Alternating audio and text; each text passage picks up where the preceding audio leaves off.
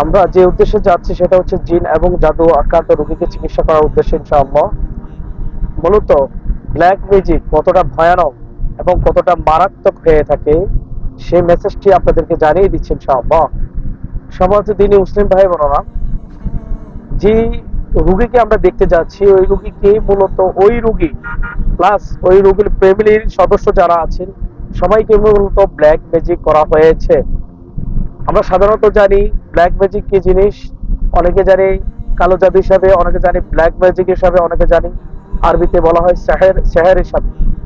অর্থাৎ এই যে ব্ল্যাক ম্যাজিক অর্থাৎ কালো জাদু ওই পুরো ফ্যামিলির উপরে করার কারণে দেখা গেছে যে যখন মেয়েটির উপরে কালো জাদু আহ, লেলিয়ে দিয়েছে, অর্থাৎ তার মধ্যে সর করে দিয়েছে যেটাকে বলা হয়, তখন থেকে মেয়েটি অবস্থা খুবই ভয়ানক, ওদের পুরো ফ্যামিলির অবস্থা ভয়ানক। আমি একজনকে ট্রিটমেন্ট করে এসেছি, আরেকজনকে ট্রিটমেন্ট করতে যাচ্ছি ঢাকায়।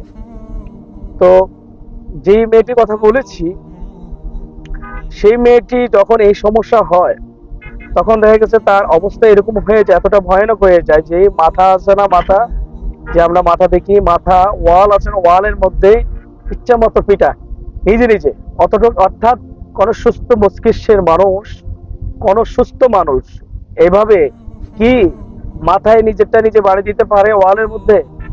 অর্থাৎ কতটা ভয়ানক ব্ল্যাক ম্যাজিক আপনি চিন্তা করে দেখেন।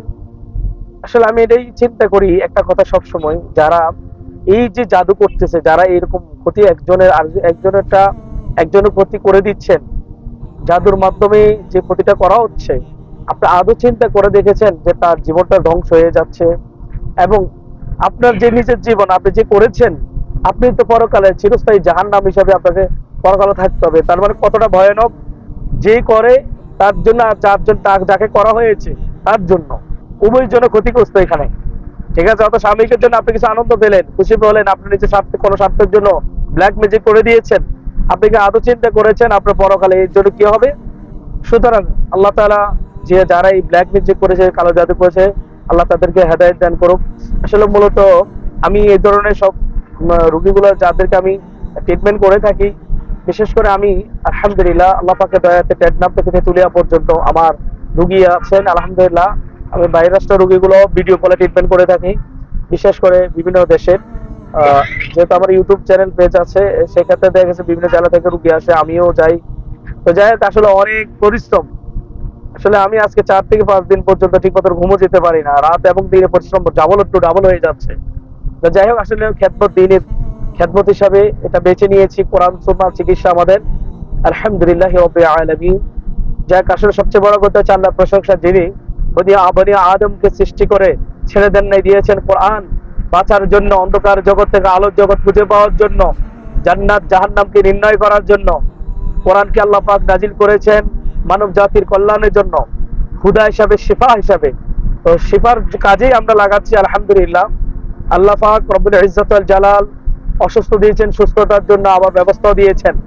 তো যাই হোক, দোয়া করবেন আল্লাহ তাআলা যেহেতু তার এই বনি আদমের সন্তান, তার বান্দি এবং বান্দাদেরকে শিফা আজলা কুল্লিয়া দাইয়া কামেলা নসিব করে দেন।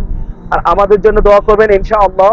আমরা শত শত মাইল এভাবে পাড়ি দিতে হয় চাকা আক্রান্ত রোগীদের, জিন এবং জাদুগ্রস্ত রোগীদের চিকিৎসার উদ্দেশ্যে। আমাদের জন্য অবশ্য খাস করে দোয়া করবেন আল্লাহ পাক যেহেতু আমাদেরকে সহি সালামত রাখেন দ্বীনের জন্য এবং মানুষের কল্যাণার্থে। আল্লাহ তাআলা সবাইকে ভালো রাখুক, সবাইকে সুস্থ রাখুক, এটাই কামনা করি। ফি আমানিল্লাহ, বারাকাল্লাহু ফি হায়াতি। আসসালামু আলাইকুম ওয়া রাহমাতুল্লাহি তাআলা ওয়া বারাকাতুহু।